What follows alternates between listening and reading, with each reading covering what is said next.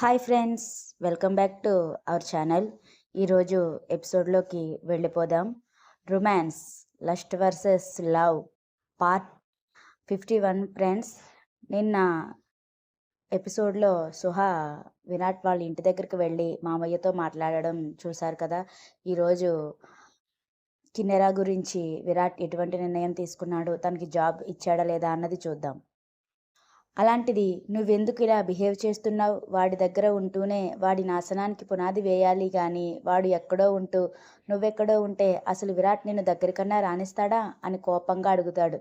Dad, నువ్వు మరీ సిల్లీగా థింక్ చేస్తున్నావు. అయినా విరాట్ ఇప్పటికీ కూడా నన్ను దగ్గరికి రానివ్వడం లేదు తెలుసా, ఉక్రోషంగా అంటుంది. అంటే నువ్వు విరాట్తో బెడ్ షేర్ చేసుకున్నాను అని చెప్పావు, అదంతా అబద్ధమా అని నిప్పులు చెరుగుతున్న కళ్ళతో అడుగుతాడు ఆమె తండ్రి. డాడీ, ఇంకా మీరు ఎక్కడున్నారు డాడ్? మీరన్నట్టు బెడ్ షేర్ చేసుకున్నంత మాత్రాన అతడి పక్కన స్థానం ఇచ్చేస్తాడు అనుకుంటే మనం అంత తింగరోళ్ళు ఎవ్వరూ ఉండరు. నాకులాంటి వాళ్ళు విరాట్తో డైలీ ఒకరు పడుకుంటారు. వాళ్ళందరినీ విరాట్ లైఫ్లో ప్లేస్ ఇవ్వాలంటే ఎంతమంది భార్యలు అవుతారో తెలుసా? వెటకారంగా అంటుంది టీనా.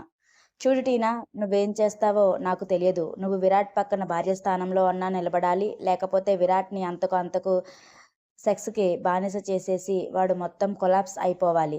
వీడిని చూసి వాళ్ళ అమ్మ నాన్న ఇద్దరూ కూడా కుళ్ళి కుళ్ళి ఏడ్చి హెల్త్ స్పాయిల్ చేసుకుని చావాలి. ఈ విరాట్ ఇంకా రోడ్ల మీద పిచ్చిగా తిరుగుతూ డ్రగ్స్ అంటూ అమ్మాయిలంటూ వాడి బాడీ మీద కంట్రోల్ లేకుండా పిచ్చివాడిలా తిరిగి ఏ యాక్సిడెంట్లోనో పోవాలి. అప్పటితో వాళ్ళ కుటుంబం మొత్తం కూడా నాశనం అయిపోవాలి. ఇది మన ముందున్న టార్గెట్. కానీ మనం వాడిని ఇలా చేస్తాం అని చెప్పినందువల్లనే అతడు మన అప్పులన్నీ తీర్చేసి ఇంకా మన కంపెనీ చేజారిపోకుండా చేసి మనకి బోల్డంత డబ్బులు ఇచ్చాడు. కానీ నువ్వు చేస్తున్నది అంతా అతనికి తెలిసిందనుకో, మనల్ని పైకి తీసుకొచ్చిన వాడే పాతాళంలోకి తొక్కేస్తాడు. అంత మాత్రానికి ఊరుకుంటాడని కూడా అనుకోను. మనల్ని పిట్టలు కాల్చినట్టుగా కాల్చేస్తాడు. అందుకనే అంతవరకు తీసుకురావద్దు. నేను చెప్పిన పని చెయ్యి, అర్థమవుతుందా అంటూ కోపంగా వెళ్ళిపోతాడు అతను. అసలు ఎవరు అతను? ఎందుకు మాకు ఇంత డబ్బు ఇచ్చాడు? అసలు విరాట్ మీద అతనుకున్న పగేంటి? వామ్మో, ఇదేం అర్థం కావడం లేదు. డాడీ ఏమో చూస్తే ఇలా ఉన్నాడు, వాడేమో అక్కడ చూపులతోనే ఆపేస్తాడు. బెడ్ షేర్ చేసుకున్నందుకే, మాట తూలినందుకే 3 నెలలు నన్ను, నా బాడీని దేనికి పనికిరాకుండా షెడ్కి పంపించేశాడు. ఇప్పుడు వాడి వెనకాల ఎంత చేస్తున్నానో తెలిస్తే వాడెవడో చంపడం కాదు, ముందే వీడే నన్ను చూపులతో గుండాగిపోయేలా చేస్తాడు. ఉఫ్ఫో అంటూ తల పట్టుకుంటుంది టీనా. వీరు మారరు అని మనందరి ఫీలింగ్ కదా ఫ్రెండ్స్. నీకు చిన్న టెస్ట్ పెట్టాను మిస్ కిన్నెరా, ఆ టెస్టులో నువ్వు పాస్ అయిపోయావు, నీకు జాబ్ ఇస్తాను అంటున్న విరాట్ మాటలకు కిన్నెర షాక్ అయిపోతే భూమి డంగైపోతుంది. సార్, మీరేంటనేది నిజమేనా అని కళ్ళల్లో మెరుపులు మెరిపిస్తూ 2 అడుగులలో విరాట్ దగ్గరకు వచ్చేస్తుంది కిన్నెర. ఎస్ కిన్నెరా, నేను నీ క్యాపబిలిటీ అర్థం చేసుకున్నాను కాబట్టే నువ్వు నీ మైండ్ సెట్ ఏంటో అర్థం చేసుకోవాలని అలా ఆఫర్ చేశాను. ఇప్పుడు నువ్వు ఈ ఫీల్డ్కి కరెక్ట్గా సరిపోతావు. అండ్ నువ్వు ఇంకా ఈ 3 ఇయర్స్ నేర్చుకున్నది ఇంకా సరిపోదు. ఇంకో 2 ఇయర్స్ అన్న ఎక్స్పీరియన్స్ వస్తేనే ఇక్కడ ఈ కాంపిటీషన్లో పొజిషన్లో నిలబడతావు. ఆ మాటకి మొహం చిన్నబుచ్చేసుకుని, సార్ నేను తొందరలోనే నేర్చుకుంటాను సార్, ప్లీజ్ కొంచెం టైం ఇవ్వండి అంటూ బ్రతిమాలుతుంది. మిస్ కిన్నెర, ముందు నేను చెప్పేది పూర్తిగా వినండి, ఆ తర్వాత మీరు మాట్లాడండి. నాకు మధ్యలో మాట్లాడేవాళ్ళంటే చాలా చిరాకు అంటూ బేస్ వాయిస్తో చెబుతాడు. కిన్నెర నోరు మూసేసుకుంటే భూమి మాత్రం వాళ్ళిద్దరినీ పిచ్చి చూపులు చూస్తుంది. చూడండి మిస్ కిన్నెర, మీ 3 ఇయర్స్ ఎక్స్పీరియన్స్తో ఇక్కడ జాబ్ అంటే చాలా కష్టం. కానీ మీ ఫ్యామిలీ పొజిషన్ ఇంకా రావు గారిని దృష్టిలో పెట్టుకుని నీకు ఈ జాబ్ ఆఫర్ చేస్తున్నాను. ఇంకా నువ్వు మెయిన్లీ డిజైనర్ పోస్ట్కి ఒకసారి ప్రమోట్ అయిపోవలేవు. ఈవిడ ఉంది కదా భూమి, ఈవిడ ప్రజెంట్ ఇక్కడ సీనియర్ గేమ్ డిజైనర్. నువ్వు ఈవిడ దగ్గర అసిస్టెంట్గా వర్క్ చేయాలి. ఆవిడ దగ్గర వర్క్ ఎలా చేయాలో నేర్చుకోవాలి, అర్థమవుతుందా? ఇంకా నీ శాలరీ వచ్చేసి మంత్లీ 35K. నువ్వు ఈమె దగ్గర అసిస్టెంట్గా వర్క్ చేస్తూ నిన్ను నువ్వు ప్రూవ్ చేసుకుంటావని అనుకుంటున్నాను. ప్రెజెంట్ మీ శాలరీతో నీ సమస్యలు సాల్వ్ అవ్వని నాకు తెలుసు. అందుకనే ఈ చెక్ అంటూ చెక్కు మీద కొంచెం పెద్ద అమౌంట్ వేసి తన సంతకం కూడా పెట్టేసి కిన్నెర ఎదురుగా జరుపుతాడు. సార్, డబ్బులు ఏమొద్దు సార్ అంటూ ఇబ్బందిగా కంగారుగా చెబుతుంది. నో మిస్, ఇది నీకు ఇవ్వడం లేదు. నేను రావుగారి హెల్త్ దృష్టిలో పెట్టుకుని ఇస్తున్నాను. ఆయన ఈ కంపెనీ పెట్టిన దగ్గర నుండి కూడా నాకు చాలా నమ్మకంగా వర్క్ చేశారు. నేను ఈ కంపెనీలో గుడ్డిగా ఎవరినైనా నమ్ముతానంటే అది మీ డాడీ ఒక్కరినే. అలాంటి ఎంప్లాయ్ ఇప్పుడు ఆపదలో ఉన్నారు అంటే ఆదుకోవాల్సిన ధర్మం నాకుంది. ఇదేది నేను జాలిపడి ఇవ్వడం లేదు. అర్థం చేసుకుంటే యూ ఫీల్ బెటర్ అంటాడు. థ్యాంక్ యూ సార్ అంటూ మళ్ళీ తన రెజ్యూమ్ విరాట్ టేబుల్ మీద పెట్టి, నన్ను ఎప్పటినుంచి జాయిన్ అవ్వమంటారు సార్ అంటూ ఆత్రంగా అడుగుతుంది కిన్నెర. ప్రెజెంట్ నీ నీడ్ మీ ఫ్యామిలీకి చాలా అవసరం ఉంది. ఇంకా మీ అమ్మగారు ఒకరే అదంతా మేనేజ్ చేసుకోలేరు. ఇంకా నువ్వు కాలేజీలో కూడా పర్మిషన్ తీసుకోవాలి కాబట్టి 1 మంత్ నీకు గడువు ఇస్తున్నాను కిన్నెర. ఈ మంత్ లోపల నీకున్న ప్రాబ్లమ్స్ అన్నీ క్లియర్ చేసుకుని అక్కడికి జాయిన్ అవ్వచ్చు. ఓకే అంటాడు. Thank you sir, thank you so much అంటూ ఆనందంతో కళ్ళనీళ్ళు వచ్చేస్తుంటే వాటిని తుడుచుకుని, సార్ మీ మేలు నేను జన్మలో మర్చిపోలేను సార్ అని 2 భారీ డైలాగులు వేసి విరాట్ ఇంకా వెళ్ళమన్నట్టుగా చూడడంతో హ్యాపీనెస్లోనే ఎగురుకుంటూ వచ్చిన దారినే వెళ్ళిపోతుంది కిన్నెర. పాపం వీళ్ళు మాట్లాడుకుంటున్న విరాట్ ఇచ్చిన షాక్లో నుండి బయటకు రాలేకపోతుంది భూమి. అసలు విరాట్ కూల్గా మాట్లాడడమే పెద్ద షాక్ అంటే, అది కాకుండా అంత పెద్ద అమౌంట్, మినిమం 20 lakhs ఓన్లీ రావుగారిని మంచి మనసుకు ఇచ్చేయడంతో పాటు కిన్నెరాకు జాబ్ ఆఫర్ చేయడం, అది కాకుండా నెల రోజులు టైం లిమిట్ కూడా ఇవ్వడంతో పిచ్చి చూపులు చూడడం తప్పించి ఇంకేం చేయలేకపోతుంది భూమి. వీడు మా శాడిస్ట్ బాసేనా, లేకపోతే రాత్రికి రాత్రి ఈయన ప్లేస్లో ఇంకొకరు వచ్చేసారా, అది కూడా కాకపోతే అదేదో సినిమాలో చెప్పినట్టుగా ఎవరైనా మంచిగా ఉండే వ్యక్తి ఆత్మ ఈ శాడిస్ట్ బాస్ ఒంట్లోకి దూరిందా, అందుకనే ఆ అమ్మాయికి అన్ని వరాలు ఒకేసారి కురిపించేశాడా అని ఊహల్లోనే మాట్లాడుకుంటున్న భూమి నడుము మీద చురుక్కుమన్న నొప్పికి కెవ్వున అరుస్తూ విరాట్ని కోపంగా చూస్తుంది. ఏంటి భూమాత గారు అంత డీప్ థింకింగ్లో ఉన్నారు, ఏం ఆలోచిస్తున్నారేంటి అంటూ వెటకారంగా అడుగుతాడు. సార్ ఇది మీరేనా అని అడుగుతుంది. వాట్ ఇది మీరేనా అంటూ భూమి సడన్గా అడుగుతున్న పిచ్చి ప్రశ్నలకు అలవాటు పడిపోవడంతో, నేను కాకపోతే ఇక్కడ ఎవరున్నారు, నేను మీ బాస్లో కనిపించడం లేదా అంటూ వెటకారం కురిపిస్తాడు. సార్ కనిపిస్తున్నారు, కాకపోతే మీరు ఇంత కూల్గా మాట్లాడడం, అది కాకుండా అమ్మాయి బాధను అర్థం చేసుకుని జాబ్ ఆఫర్ కూడా చేశారు కదా సార్, అందుకనే డౌట్ వచ్చి అడుగుతున్నా అంటుంది. అంతే. విరాట్కి 4 అడుగులలో దూరంలో ఉన్న భూమి విరాట్ ఒడిలోకి వెళ్ళిపోవడం, భూమి పెదవులు విరాట్ పెదవుల మధ్య చిక్కుకుపోవడం, విరాట్ చేయి భూమి నడుముని మర్దించడం, భూమి పెదవులలోని హనీని ఆస్వాదించడం 2 ఏకకాలంలో జరిగిపోతాయి. విరాట్ చేతిలో నడుము చిత్తు చిత్తు అవుతుంటే పెదవులు విరాట్ పంటిఘాట్లకు చెప్పలేని విధంగా బలవుతాయి. ఒక పక్క నడుము నొప్పి, మరొక పక్క పెదవుల మంటతో పాటు ఊపిరి పీల్చుకోలేని విధంగా ముద్దాడుతున్న విరాట్ చేష్టలతో నైట్ మాట్లాడిన హాసిని మాటలు ఒక్కొక్కటి గుర్తొచ్చి తన కళ్ళల్లో గంగా కావేరీలు పొంగుతూ విరాట్ ముద్దుని డిస్టర్బ్ చేసేలా చేస్తాయి. ఐ హేట్ టియర్స్ అంటూ విసుగ్గా భూమిని ఒడిలో నుండి తోసేసి, ఇప్పుడు అర్థమైందా మీ బాస్ విరాట్నే అని అంటూ యాటిట్యూడ్గా అడుగుతాడు. యూ అంటూ కోపాన్ని కళ్ళల్లోనే కన్నిటిలోనే చూపిస్తూ, ఎందుకు సార్ పదే పదే నా శరీరం మీద దెబ్బ కొడుతున్నారు, ఎన్నిసార్లు చెప్పినా మీరు ఎందుకు ఇలా ప్రవర్తిస్తున్నారు అంటూ కోపం పోయి బాధగా ప్రశ్నిస్తుంది. నువ్వే కదా అన్నావు మిస్ భూమి నేనేనా అని, అందుకనే నేను ఎలా అయితే ముద్దు పెడతానో నా మార్క్ ఆఫ్ స్టైల్ని పెదవుల మీద ఘాటులు చెబుతున్నాయి కదా, అందుకనే విత్ ప్రూఫ్తో నమ్మించాను, ఇందులో నా తప్పేముంది చెప్పు అంటాడు. సార్ నేను ఏదో బుద్ధి తక్కువయ్యి నా మైండ్ చెడిపోయి అడిగాను, ఆ మాత్రం దానికే మీరు ఇలా ప్రవర్తించాలా, ఎందుకు సార్ ఇలా నన్ను ప్రతిక్షణం మీ చేష్టలు తలుచుకుని చచ్చిపోయేలా చేస్తున్నారు, అసలు ఒక్కొక్కసారి జీవితం మీద విరక్తి పుట్టేస్తుంది తెలుసా సార్. ఆడపిల్ల ఒంటిని తాకాలంటే మీకు అంత తేలికనా సార్, మేమంటే అంత చులకనా, మీరైతే మీకు ఎలా పవిత్రమైన భార్య రావాలని కోరుకుంటారో మేము కూడా మా భర్తకు అంతే పవిత్రంగా సర్వం అర్పించుకోవాలనుకుంటాం సార్, ఎందుకు సార్ ఇలా చేసి నా మనసులో తెలియని గిల్టీనెస్ నిండిపోయేలా చేస్తున్నారు, కన్నీళ్లతో వెక్కుతుంది భూమి.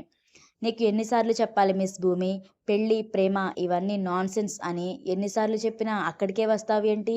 అయినా నేను ఈ రోజుల్లో అమ్మాయిలు బట్టి పెళ్లి చేసుకోకూడదని ఎప్పుడో ఫిక్స్ అయిపోయాను. అలాంటిది నేను పెళ్లి చేసుకునే అమ్మాయి పవిత్రంగా, వర్జిన్‌గా రావాలని ఎలా కోరుకుంటాను అనుకుంటున్నావు? ఇలాంటి సిల్లీ థింగ్స్ అన్నీ కూడా నువ్వే ఆలోచిస్తా ఉండు. నువ్వు ఇప్పుడు పుట్టాల్సిన దానివి కాదు. ఎప్పుడో మా గ్రాని పుట్టాల్సిన కాలంలో దానివి. అప్పుడైతే సరిగ్గా సరిపోయేదానివి. డిస్గస్టింగ్ అంటూ చిరాగ్గా అంటాడు. సార్, మీరు అటువంటి అమ్మాయిల్ని చూసి మీరు అలా అనుకోవచ్చు సార్. కానీ అందరూ అలానే ఉంటారు అనుకునేది చాలా తప్పు. మీ లైఫ్‌లో ఏం జరిగిందో నాకైతే తెలియదు. లేకపోతే మీరు అమ్మాయిల దృష్టిలో ఇలాంటి ఆలోచనలతోనే ఉన్నారేమో అది కూడా తెలియదు సార్. కానీ మీరు మంచివారు సార్. ఎందుకు ఇలా ఆలోచిస్తారు? మీరు అమ్మాయిల జోలికి వెళ్తారు అంటే నాకు ఇప్పటికీ కూడా నమ్మబుద్ధి కావడం లేదు. ఎందుకో మీరు నా విషయంలోనే ఇలా ప్రవర్తిస్తున్నారు అని నాకు బాగా అనిపిస్తుంది. అది కూడా కోపంతో నేను ఇక్కడే లొంగుతానని ఇలా ప్రవర్తిస్తున్నారేమో అని కూడా అనిపిస్తుంది. వద్దు సార్, మీరు కాని క్యారెక్టర్‌లోకి మీరు వెళ్ళకండి. మీరు పైకి కొంచెం కోపంగా, సైకోలా కనిపించినా మీరు మనసులో చాలా మంచివారు అని మిమ్మల్ని చూసిన దగ్గర నుండి నాకు అనిపిస్తూనే ఉంది సార్. దయచేసి దానిని తప్పుగా అనుకునేలా చేయకండి. మీ విషయంలో నేను తప్పుగా ఆలోచించాను అని గిల్టీ ఫీల్ అయ్యేలా చేయకండి. ఇంకా మీరు అంటున్నట్టుగా అమ్మాయిలు, పెళ్ళి ఇవన్నీ కూడా మీరు చూసే ఇంకా మీ చుట్టూ ఉన్న వాళ్ళ తీరు బట్టి అలా అనుకుంటున్నారేమో. కానీ మంచిగా, పద్ధతిగా ఉండే అమ్మాయిలు కూడా ఉంటారు సార్. అలాంటి అమ్మాయిని చూసినప్పుడు మీరే అంటారు, మీరు ఆలోచించిందంతా తప్పు అని. మీరు నా మీద కోపం ఎలా చూపించాలో తెలియక నా శరీరం మీద కొడుతున్నారు అనుకుంటున్నారు కానీ మనసుని ఎంత బాధ పెడుతున్నారో మీకు తెలియదు సార్. నాకు మా అమ్మ ఎప్పుడూ ఒక విషయం చెప్తూ ఉండేది. ఆడది ఎలా ఉన్నా సరే నలుగురిలోకి వెళ్తే తనని గౌరవించే విధంగా చూడాలి అని. అప్పుడు మీరే ఇప్పుడు మీరే ఈ గౌరవం లేకుండా చేస్తున్నారు సార్.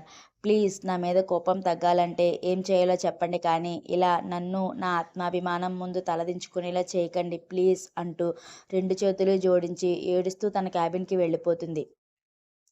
పిచ్చి భూమి చెప్పడం చెప్పింది కానీ రాయిలో రాగాలు పలికించడం అంత ఈజీ అని తనకు తెలియదు కదా! అందుకనే తను విరాట్ గురించి అనుకున్నది మొత్తం తన ముందు బయటపెట్టింది కానీ బాబుగారి ఇన్నర్ ఫీలింగ్స్ ఎలా ఉన్నాయో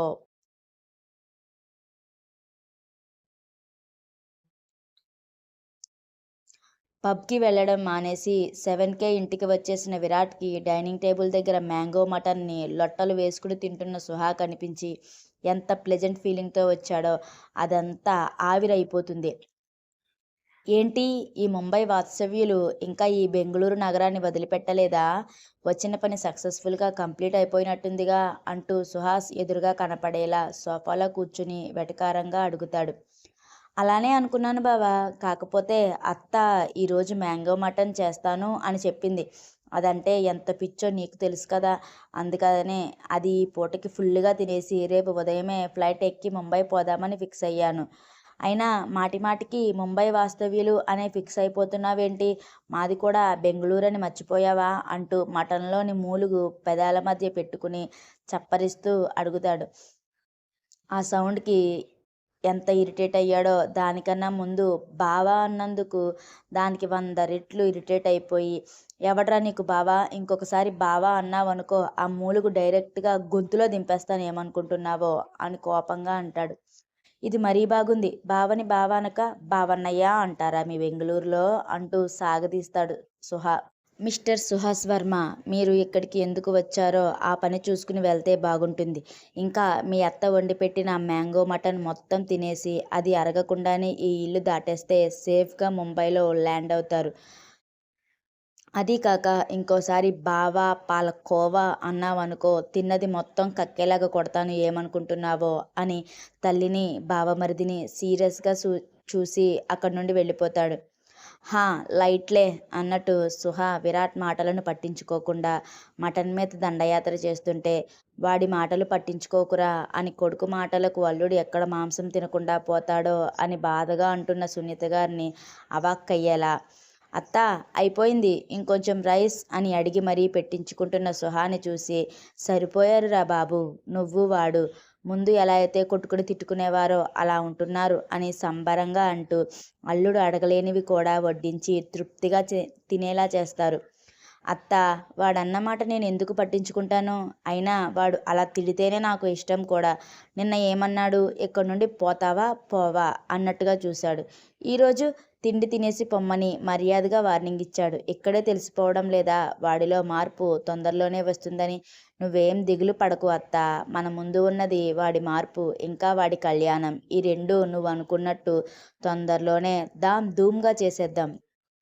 నువ్వేం ఫికర్ పడకు అంటూ అత్త వడ్డించిందంతా పొట్ట రెండించులు పైకి తన్నేలా సృష్టిగా తిని బ్రేవ్ మంటూ తేనిస్తూ అరగడానికి అటు ఇటు వాకింగ్ మొదలు పెడతాడు సుహాస్ వర్మ.